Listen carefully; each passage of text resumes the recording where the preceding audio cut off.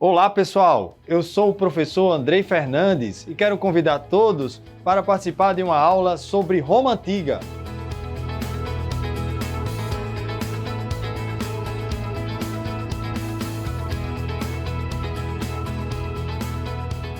Então pessoal, estamos aqui na aula sobre Roma Antiga e eu quero começar falando uma frase muito importante sobre o tema. Todos os caminhos levam a Roma. Essa frase não se limita a questões apenas ligadas às estradas construídas por Roma, que foram várias, mas também em relação à cultura romana. Então, muitos aspectos da nossa sociedade e de sociedades do mundo ocidental estão ligadas à Roma Antiga. Então, acompanhe aqui.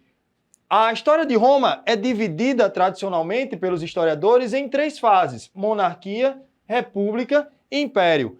Eu destaquei aqui alguns pontos que são muito importantes para que você, na hora da avaliação, possa levar em consideração. Veja bem, monarquia. Na monarquia, o rei governava, mas não governava sozinho, governava com a ajuda do Senado. A sucessão dos reis eram escolhidas pelo Senado. Aqui a gente tem também os grupos sociais que compunham a Roma Antiga. Temos o grupo dos patrícios, que era o grupo privilegiado, a aristocracia, inclusive os senadores vinham desse grupo exclusivamente. Temos também clientes, plebeus, que era a maioria da população, embora sem direitos políticos, e escravos.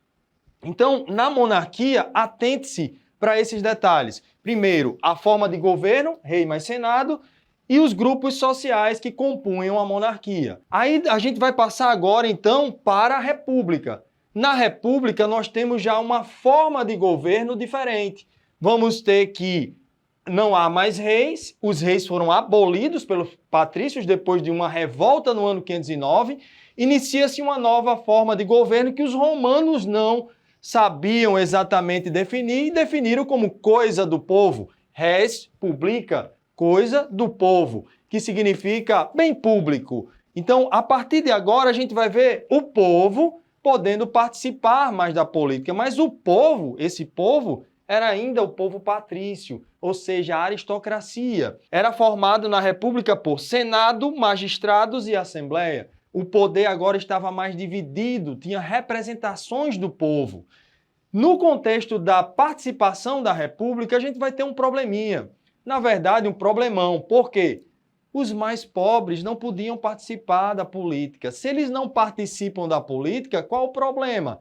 Não vão ter poder para mudar a realidade deles. E a política serve para mudar a realidade. É possível trazer leis que possam beneficiar a população. Nesse contexto, os plebeus articulam uma revolta, saem de Roma. Nessa revolta, eles conseguem alguns direitos, como, por exemplo, poder participar da política, ter um cargo na magistratura, que eram representantes do povo no poder, e eles puderam também se casar com patrícios e aí mudar aquela realidade que existia socialmente estabelecida de que um grupo tinha que ter toda a participação política. Nesse contexto também, pessoal, nós temos, além das revoltas, o momento da expansão romana. Olha, se liga aí, muita gente confunde. Acha que o período da expansão de Roma aconteceu apenas no Império. Mas a expansão romana ela se iniciou na República e maior parte da expansão romana ocorreu no período da República. Então vamos lá, não confunda. A gente tem aqui então agora na fase da República ainda a expansão, a conquista territorial. Roma estava formando uma vastidão de territórios que iam compor o futuro Império Romano. Nesse contexto aqui, a gente vai ter alguns problemas, como, por exemplo, a entrada maciça de escravizados em Roma. Vamos ter também problemas ligados a tensões sociais, às desigualdades, a formação dos latifúndios cada vez mais extensos, concentrando terras nas mãos de poucos. E essas tensões sociais levavam, sim, a problemas que Roma ia ter que lidar aí dentro do seu contexto como sociedade. Na evolução romana, alguns generais vão se destacar. Eu acredito que você já deve ter ouvido falar em Júlio César, né? Júlio César talvez tenha sido o mais conhecido em Roma, mas tinha Júlio César, Pompeu, Crasso. Esses generais eles vão conseguir conter certa instabilidade quando se articulam e formam um triunvirato, já no finalzinho do período da República. Esse triunvirato não logra êxito, Júlio César se torna um ditador, começa a governar Roma de maneira ditatorial, impondo as normas, e em seguida é assassinado pelo Senado. Mas aí vem o segundo triunvirato, agora com Otávio, com Lépido, vem também Marco Antônio. Na disputa entre eles, Otávio se dá melhor e se torna o primeiro imperador de Roma. Então o império se inicia com Otávio. O Império Romano é dividido basicamente em duas fases.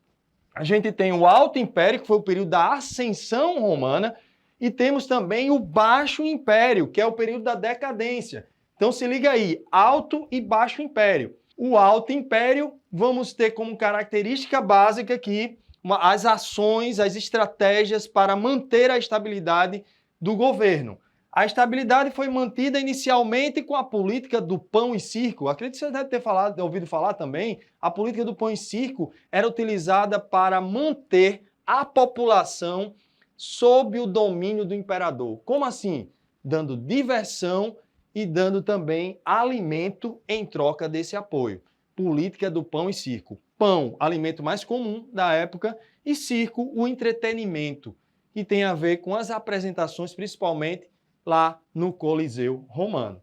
Temos também a Pax Romana, a estratégia dos imperadores para poder manter a paz de Roma, ou seja, a estabilidade romana. Claro que isso a custo de muita violência, a custo também de muita tensão na população, tensão social, para manter essa ordem em Roma. Então, os exércitos, os militares, eles ocuparam esse espaço mais interno de Roma e impuseram uma certa ordem com muita violência.